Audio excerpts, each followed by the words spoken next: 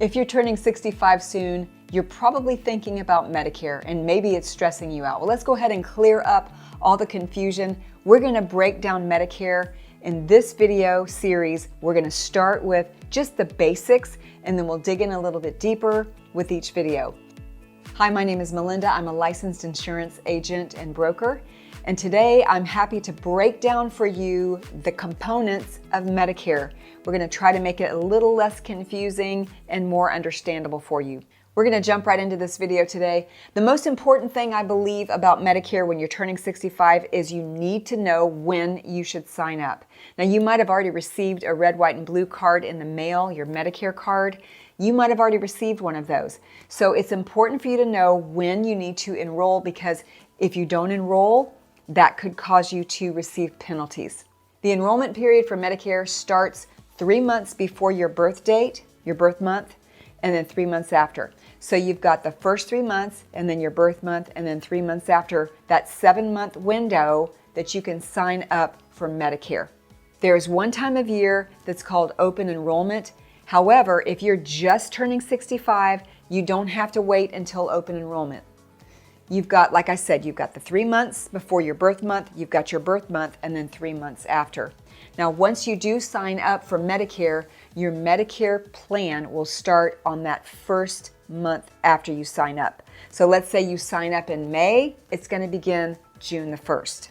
So now that you know when you need to enroll in Medicare, let's break down some of the components of Medicare.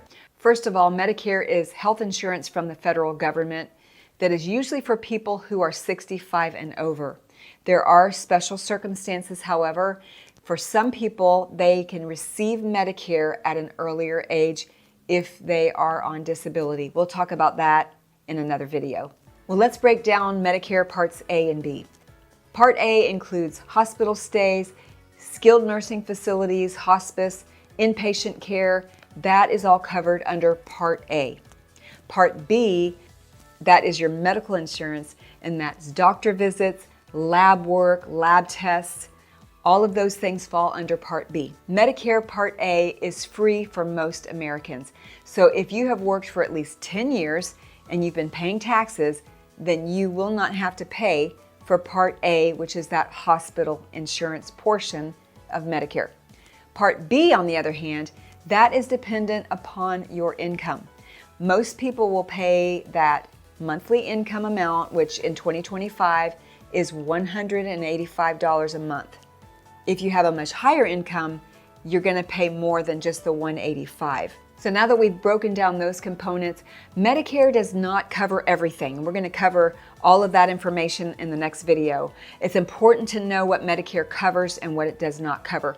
One of the things it doesn't cover is prescription drugs. That's that Part D, prescription drug plans.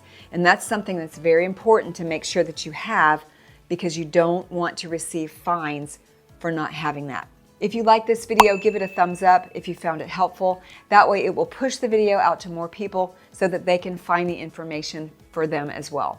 Also, if you need any assistance with your insurance, you can always reach out to me. If you want to find out more about what Medicare does not cover, you're going to want to watch my next video.